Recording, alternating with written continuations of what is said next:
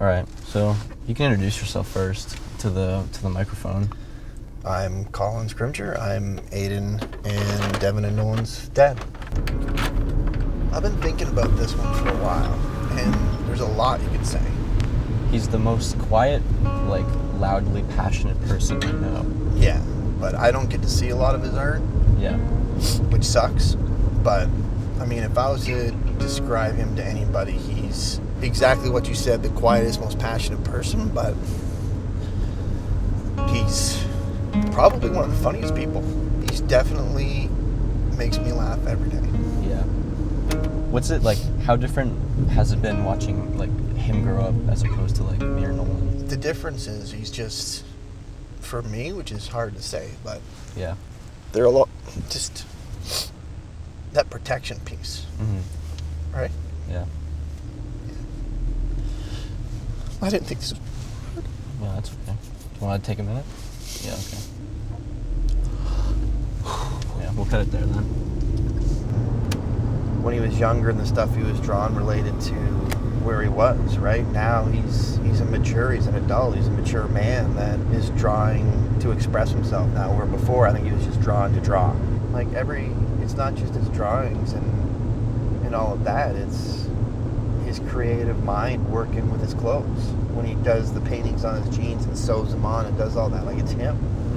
Right? Everything he does is him, and it's just a reflection of who he is and what he is right now. Everything he does, you can see who it is. And when you ask me about, describes him to somebody, it's just like, look at his art. It speaks for itself. That's him. Yeah. Right? It's who he is. I'm excited. I'm like, you can see the man he's becoming, and I'm proud. Because it's been a long, long process. My name is Devyn. I go by he, him pronouns. What was it like being interested in like visual arts at like such a young age? I mean, it was like everything. So like everything I did pretty much revolved around that. I think this applies to both now and when I was younger, but my art would always be like exponentially better if I was drawing something I was passionate about. Like especially now, whenever I try to draw something for someone else, I personally don't see it as good as my other things that I've done. I don't remember if I ever did this when I was younger, but definitely now, whenever I draw, it's always kind of like a idealized version of myself. So I guess that's kind of like an outlet for relieving dysphoria. Every time I make like even a tiny mistake, my whole brain just immediately goes to like doubt. One mistake can make me rethink every single thing I've done, the entire thing I've been working on for like weeks. It just makes me want to completely restart it. Were there any external factors into why you were creatively stunted? Definitely the divorce. Around that time, I was having a very hard time mentally, not just because of that, but it kind of like just brought everything on. Like triggered a bunch of stuff that I've been, I guess, holding back for a while. That put me into a massive art block. Many months, probably even years, without like doing any kind of art at all. Yeah, it kind of made me feel like a failure, I guess. Yeah, like because, a fraud. Yeah. Because I guess the mindset that I still have is that, well, I'm an artist, I should be able to create, right? Yeah. Like I should just be able to do it. Because that's what we do. Yeah. Just create. I ended up going to the hospital Yeah. because mentally I was just fucked. I guess just all the dysphoria. I just never wanted to get out of bed. I never wanted to speak to anyone. Yeah. Like everything mentally comes from the fact that I'm trans. The way I look in dysphoria is always in the back of my mind. Because it's like all that I feel a lot of the time. So it does play a factor in my art. Like I said, a lot of the art that I do is like idealized versions of myself.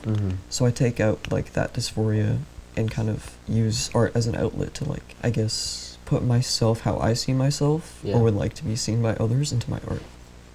Although taking as much time off from art as I did, it did make me feel guilty that I wasn't creating anything like I was supposed to. I felt really pressured to. I definitely feel a lot more confident in my art. Yeah. I think taking that step to create something that was, I guess, challenging was very beneficial because it kind of made me more comfortable to step out of my comfort zone and make a bunch of different stuff. Like the one that I'm working on right now is very different from anything that I've ever done. It's the one with like the creature in the forest.